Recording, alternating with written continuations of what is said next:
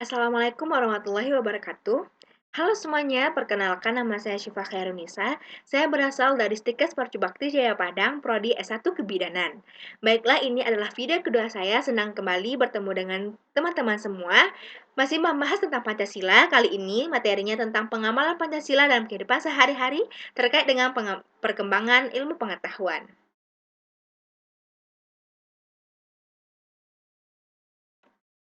Nah, sebelum membahas lebih lanjut, kita harus mengetahui dulu apa itu perkembangan ilmu pengetahuan.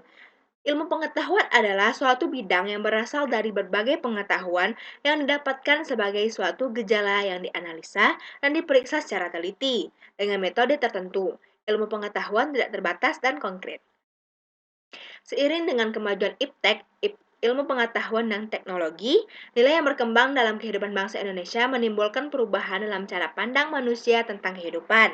Hal ini membutuhkan renungan dan refleksi yang mendalam agar bangsa Indonesia tidak terjerumus ke dalam penentuan keputusan nilai yang tidak sesuai dengan kepribadian bangsa.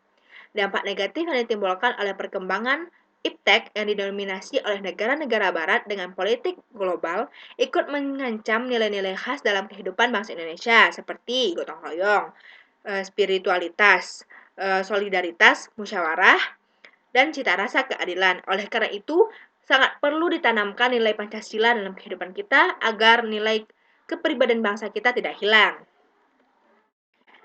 Nah, dalam pengamalan sila yang pertama, yaitu ilmu pengetahuan harus tetap menjaga keseimbangan antara rasional dan irasional, keseimbangan antara akal, rasa, dan kehendak.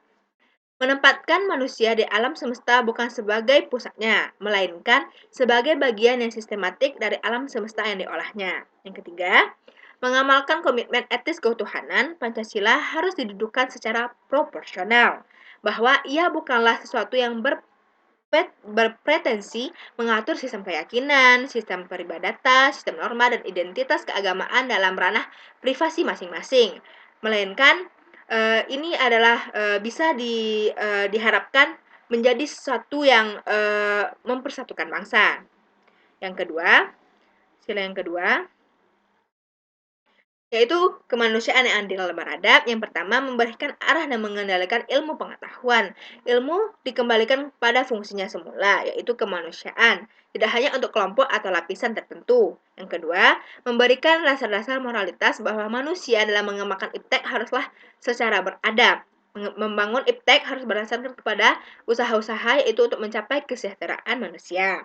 Yang ketiga, ilmu pengetahuan dan teknologi harus diabadikan untuk peningkatan harkat dan martabat manusia, bukan menjadikan manusia sebagai makhluk yang angkuh dan sombong akibat memiliki ilmu pengetahuan. Di sini kuncinya kita harus saling berbagi, tidak sombong. Semua orang itu berhak mendapatkan ilmu, seperti layaknya seseorang berhak mendapatkan pendidikan yang sama. Jadi, kita tidak boleh sombong terhadap ilmu yang kita dapatkan. Bisa jadi orang itu memiliki ilmu yang lebih daripada kita, tetapi dia tidak sombong. Next, nilai persatuan Indonesia. Memberikan kesadaran kepada bangsa Indonesia akan rasa nasionalisme bangsa Indonesia. Oleh karena itu, ilmu pengetahuan dan teknologi harus dapat dikembangkan untuk memperkuat rasa persatuan dan kesatuan bangsa. Pengembangan ilmu pengetahuan dan teknologi hendaknya diarahkan demi kesejahteraan umum manusia, termasuk di dalamnya kesejahteraan bangsa Indonesia dan rasa nasionalismenya. Yang kedua, pengembangan ilmu pengetahuan dan teknologi untuk mewujudkan negara persatuan itu diperkuat dengan budaya gotong royong dalam kehidupan masyarakat sipil dan politik dengan terus mengembangkan pendidikan kewargaan dengan dilandasi prinsip-prinsip kehidupan publik yang lebih partisipatif dan non-diskriminatif. Nilai kerakyatan yang dipimpin oleh hikmat kebijaksanaan dalam permusyawaratan perwakilan, yaitu sila keempat. Pengamalannya, nilai kerakyatan mendasari pengembangan ilmu pengetahuan dan secara demokratis, yang artinya setiap ilmuwan haruslah memiliki kebebasan untuk mengembangkan ilmu pengetahuan, tetapi juga harus saling menghormati dan menghargai kebebasan orang lain. Ilmu pengetahuan yang telah teruji kebenarannya harus dapat dipersembahkan untuk kepentingan masyarakat. Yang kedua, nilai kerakyatan juga mensyaratkan adanya wawasan ilmu pengetahuan dan teknologi yang mendalam yang mengatasi ruang dan waktu tentang materi yang dimusyawarahkan. Nilai keadilan sosial bagi seluruh rakyat Indonesia, yaitu sila yang kelima. Berdasarkan nilai keadilan, pengembangan ilmu pengetahuan dan teknologi harus menjadi keseimbangan dan keadilan dalam kehidupan manusia, yaitu keseimbangan dan keadilan dalam hubungan antara manusia dengan sesamanya, manusia dengan penciptanya, dan manusia dengan lingkungan di mana mereka berada. Yang kedua, pengembangan ilmu pengetahuan yang berkeadilan harus dapat teraktualisasi dalam pengelolaan kekayaan alam sebagai milik bersama bangsa Indonesia untuk kemakmuran rakyat.